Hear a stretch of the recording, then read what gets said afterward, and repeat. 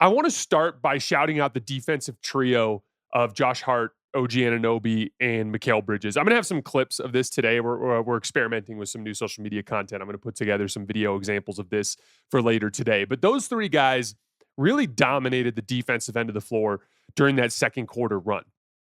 No surprise there. That trio has been fantastic all season. As a matter of fact, the Knicks have a 101 defensive rating with Josh Hart, Mikal Bridges, and OG Anunoby on the floor together. And that group is plus 28 net overall to start the season. But it really comes down to one of the most important foundational defensive concepts in the NBA, which is the ability to shrink the floor while still being able to recover out to the perimeter. I think this specific concept is what made the Golden State Warriors such a dominant defense in their peak with Draymond Green, and whether it was Andrew Wiggins or it was Harrison Barnes or Kevin Durant or whatever players they had on the floor. They are always so good at shrinking the floor, making things feel super compact around the ball. But whenever you throw these kickouts, they'd be bang, bang in their rotations and things would be gone. Oklahoma City is probably the best team in the league at this specific concept right now. But the Knicks, when they're at their best defensively, that is what makes them good.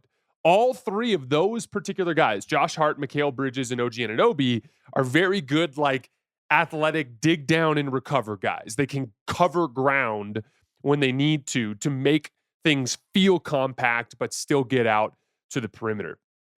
All three guys did damage in that second quarter run. The box score only showed 2 blocks for OG Anunoby, but it's because there was this weird one where he definitely blocked Sandro Mamukelashvili on a driving layup, but it got logged as a steal for some reason. I had him for 3 blocks in the second quarter alone, and 2 of those were possessions where he helped off of a shooter on the weak side to get to a driver and blow up a play, blocking them at the rim. Mikal Bridges had a similar kind of peel-off situation where Scotty Barnes is posting up in the middle of the floor. Looks like he's all alone. As soon as Mikal Bridges guarding somebody right at the top of the key, as soon as Scotty turns over his right shoulder to take that little fadeaway, Mikal Bridges just digs down quickly, gets over the top, and deflects the ball away from Scotty Barnes, another block. Again, the rangy athleticism of those guys. Josh Hart was doing damage on his dig downs. He had a steal on Chucky Hepburn in that run where he just dug down in the lane, swatted down at the basketball, caused him to lose control, and led to a turnover. Now, throughout the quarter, there were several examples where those guys were in the lane, but those kick-out passes were made by Toronto, and they had to make the rotations to kill those sequences. A perfect example was one with Scotty Barnes along the right wing. He gets Karl Anthony Towns on a switch, and he drives down the lane line, and as a result, OG Anunoby sends like a late double team. So now you've got Cat and OG Anunoby double teaming Scotty Barnes on the right block. This forms a 3-on-2 on the weak side with Josh Hart and Mikal Bridges. So you have Sandro Mamukelashvili who tees up right in front of the rim. He's just standing there wide open right in front of the rim. Josh Hart comes off of Grady Dick in the corner to tag him, right? That leaves a 2-on-1 on the weak side with Mikal Bridges kind of splitting the difference between Grady Dick and I think it was Jacoby Walter on the left wing, right? So there's an opening on the weak side, but Josh Hart has taken away the easy layup. And to Scotty Barnes' credit, he makes a beautiful kick-out pass, cross court on a rope right into Jacoby Walter's hands. The right read in that situation. So in other words, the Raptors did everything right. They got a favorable matchup by getting Karl Anthony Towns onto Scotty Barnes. Scotty Barnes attacked that matchup and drew a double team, created an advantage on the weak side, made the read, rifled a great pass to the wide open guy on the wing.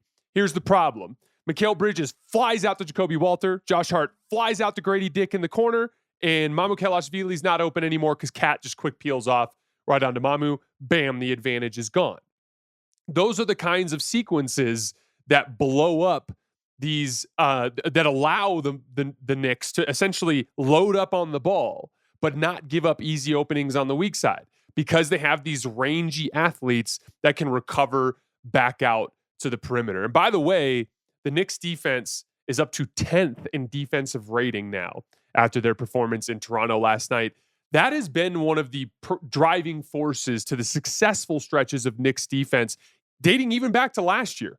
Like the Celtics series, that was a big part of how they won the Celtics series. Mikal Bridges and OG Anunoby and Josh Hart flying around in help and recover situations, making the on-ball player feel crowded, but then suddenly getting out and forcing contested shots or chasing people off the line so that their defense can recover. Now, I want to come back to the defense and the bigger picture here in just a second. But quickly, just to close out the game reaction, I also thought the Knicks did an amazing job attacking the rim in that second quarter. We talked about this a lot in our video on December 1st. And I encourage you, Knicks fans, if you haven't seen that one yet, that's where we really broke down some of the specifics of the Knicks offense and how they're driving the basketball a lot more this year, how they're generating a lot more spot-up opportunities than they did in previous years, and how that's leading to another level from them offensively than we saw under Tom Thibodeau. But last night was a perfect example of that in that second quarter, as the Knicks were just relentlessly attacking the basket. Cat was attacking the rim that entire run. He had a couple really nice drives, including a nasty poster dunk where he faked a dribble handoff with Mikal Bridges and got down the lane and just hammered it, started screaming. He had a deep seal where he actually got blocked on a really nice defensive rotation from OG Anunoby, but he just recovered, got the ball back, and fed it back into the basket. A lot of attacking Grady Dick in one-on-one. Jordan Clarkson beat him one-on-one in a drive. OG Anunoby beat him for a short little fadeaway. OG was great in that run. He actually led the Knicks in scoring in the second quarter. He drew a couple fouls attacking the rim. Just really nice work offensively from the Knicks. Jalen Brunson, who was amazing in the first quarter, continued that in the second quarter run. He just has too much size on Jamal Shead. He was just easily able to shoot over the top. He was getting to his floater in that second quarter. It was just one of the best quarters of Knicks basketball from this entire season. They outscored the Raptors 34-13 in that second quarter run. It's basically game over from there. The Raptors were never able to even come close to threatening them the rest of the way. So I want to dig into two more ideas here with the Knicks before we move on to a little bit of Raptors, and then we'll go to the next game. First of all, how do the Knicks turn this statistically successful defense into a resilient one that doesn't have the issues like they had in the postseason last year or in the Boston game a few games ago? And to me, it's about acknowledging your strengths and weaknesses. You have a strength in the athleticism you have around your stars and their ability to stunt and recover or help and recover, like we talked about earlier, right? You have a weakness in the form of a physically limited Jalen Brunson, which acts as an entry point for your defense, and then Cat, who's incredibly mistake prone.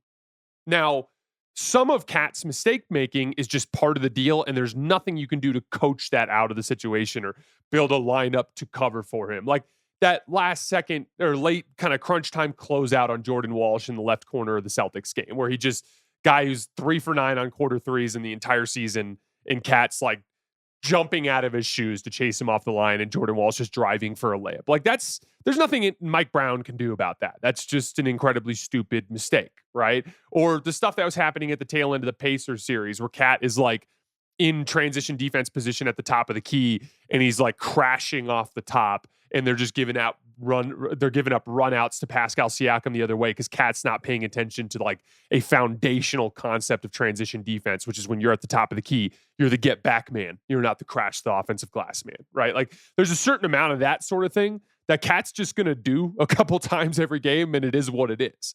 The question is, how can you avoid some of the other issues that he has defensively, like in the Celtics game in pick and roll, where he's doing a different thing on 3 consecutive Derek White, Nimi Keita pick and rolls, or like just having these mental lapses where he'll throw a crazy hard hedge and give up an easy slip or whatever it might be. He's generally bad in drop coverage because he just struggles with that dance between the ball handler and the big man rolling. He'll give up an easy dunk or he'll give up an easy driving layup because he just struggles with that sort of thing. And so to me, it's about limiting Cat's decision-making on the defensive end as much as possible.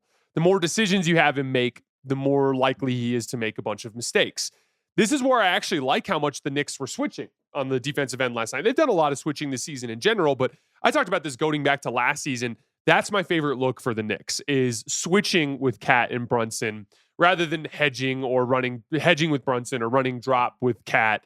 I want to see situations where those guys have really simple decisions to make, and then you put the defensive job, the difficult part of those guys' job, which is guarding on the ball, put that on those wings to do the rangy help and recover, dig down and recover stuff that can counter and make up for some of the shortcomings from those two guys, right? So like, for instance, if you go to Cat and it's like, hey man, your dude's setting a screen, go out and guard the ball.